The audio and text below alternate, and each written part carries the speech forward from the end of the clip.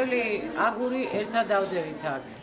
დღეს მე შენ მადლობა გადამეხადე, მაგრამ მე გიხდი მადლობას, რომ ეს პატარა ცუბრუმელები 10 წლის შემდეგ უკვე დაკაცებულები, დაქალიშვილებულები და სცენას უკვე სცენის მსახიობები წარმოადგენენ ჩვენს წინაშე. დიდი მადლობა შენ, არავითარ შემთხვევაში მომხარ. სადაც არ უნდა წახვიდე, მე შენს გვერდით ვარ და ჩემნაირი ბევრი ადამიანები გამოჩნდებიან ამის ნახვის შემდეგ. არ არსებობს რომ შენი ნიჭი, შენი სიყვარული, რომელითაც შენ ბავშვების გარშე ვერ წარმომედგენია მამუკალომაშვილი.